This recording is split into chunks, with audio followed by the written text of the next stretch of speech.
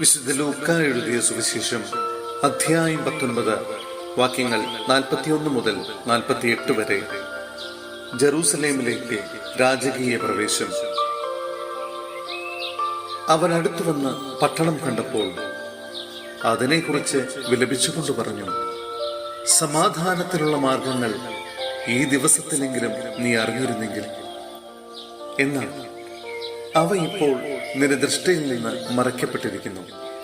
ശത്രുക്കൾ നിനക്ക് ചുറ്റും പാളയമടിച്ച് നിന്നെ വളയുകയും എല്ലാ ഭാഗത്തും നിന്ന് നിന്നെ ഞെരുക്കുകയും ചെയ്യുന്ന ദിവസങ്ങൾ വരും. നിന്നെയും നിന്റെ മക്കളെയും നശിപ്പിക്കുകയും നിന്നിൽ കല്ലിന്മേൽ കല്ല് ശേഷിപ്പിക്കാതിരിക്കുകയും ചെയ്യും. എന്തെന്നാൽ നിന്റെ സന്ദർശന ദിനം നീ അറിഞ്ഞില്ല. ദേവാലയ ശുദ്ധീകരണം. അനന്തരം അവൻ ദേവാലയത്തിൽ പ്രവേശിച്ച് അവിടെ കച്ചവടം നടത്തിക്കൊണ്ടിരുന്നവരെ പുറത്താക്കാൻ തുടങ്ങി. അവൻ അവരോട് പറഞ്ഞു, എന്റെ ആലയം പ്രാർത്ഥനാലയം എന്ന് എഴുതപ്പെട്ടിരിക്കുന്നു, നിങ്ങളോ അതിനെ കവർച്ചക്കാരുടെ ഗുഹയായി മാറ്റിയിരിക്കുന്നു. അവൻ ദിവസവും ദേവാലയത്തിൽ പഠിപ്പിച്ചിരുന്നു. പുരോഹിത പ്രമുഖന്മാരും നിയമജ്ഞരും ജനപ്രമാണികളും അവനെ നശിപ്പിക്കാൻ മാർഗം അന്വേഷിച്ചു കൊണ്ടിരുന്നു.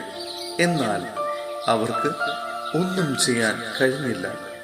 കാരണം ജനങ്ങളെല്ലാം അവന്റെ വാക്കുകളിൽ മുഴുകി അവനെ വിട്ടുപോകാതെ നിന്നു.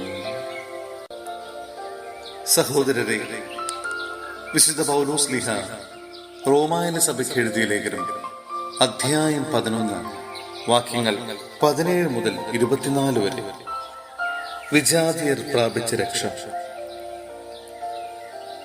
ഒലിവ് മരത്തിന്റെ ശാഖകളിൽ ചിലത് മുറിച്ചു കളഞ്ഞിട്ട് കാട്ടൊലിവന്റെ മുളയായി നിന്നെ അവിടെ ഒട്ടിക്കുകയും വേരിൽ നിന്ന് വരുന്ന ജീവരസം നീ പങ്കുപറ്റുകയും ചെയ്യുന്നെങ്കിൽ നീ ആ ശാഖകളേക്കാൾ വലിയവനാണ് എന്ന് അഭിമാനിക്കരുത്.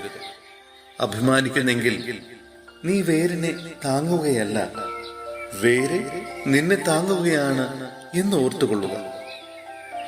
എന്നെ ഒട്ടിച്ചു ചേർക്കേണ്ടതിനാണ് ശാഖകൾ മുറിക്കപ്പെട്ടത് എന്ന് നീ പറഞ്ഞേക്കാം. അത് ശരി തന്നെ. അവരുടെ അവിശ്വാസ നിമിത്തം അവർ വിച്ഛേദിക്കപ്പെട്ടു. എന്നാൽ നീ വിശ്വാസം വഴി ഉറച്ചു നിൽക്കുന്നു. ആകയാൽ അഹങ്കാരം വെടിഞ്ഞ് ഭയത്തോടെ വർത്തിക്കുക. എന്തെന്നാൽ സ്വാഭാവിക ശാഖകളോട് ദൈവം ദാക്ഷിണ്യം കാണിക്കാത്ത നിലയ്ക്ക് നിന്നോടും കാണിക്കുകയില്ല. അതുകൊണ്ട് ദൈവത്തിന്റെ കാരുണ്യവും കാഠിന്യവും നിന്റെ ശ്രദ്ധയിലിരിക്കട്ടെ. വീണവനോട് കാഠിന്യവും ദൈവത്തിന്റെ കൃപയിൽ നിലനിന്നാൽ നിന്നോട് കാരുണ്യവും അവിടുന്ന് കാണിക്കും. അല്ലെങ്കിൽ നീയും മുറിച്ചു നീക്കപ്പെടും. തങ്ങളുടെ അവിശ്വാസത്തിൽ തുടരാത്ത പക്ഷം അവരും ഒട്ടിച്ചു ചേർക്കപ്പെടും. അവരെ വീണ്ടും ഒട്ടിച്ചു ചേർക്കാൻ ദൈവത്തിന് കഴിയും. വനത്തിലെ ഒലിവ് മരത്തിൽ നിന്ന് നീ മുറിച്ചെടുക്കപ്പെട്ടു.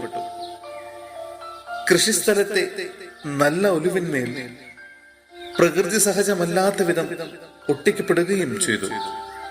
അങ്ങനെയെങ്കിൽ ഈ സ്വാഭാവിക ശാഖകൾ അവയുടെ തായ്തണ്ടിൽ വീണ്ടും ഒട്ടിക്കപ്പെടുക എത്രയോ യുക്തം.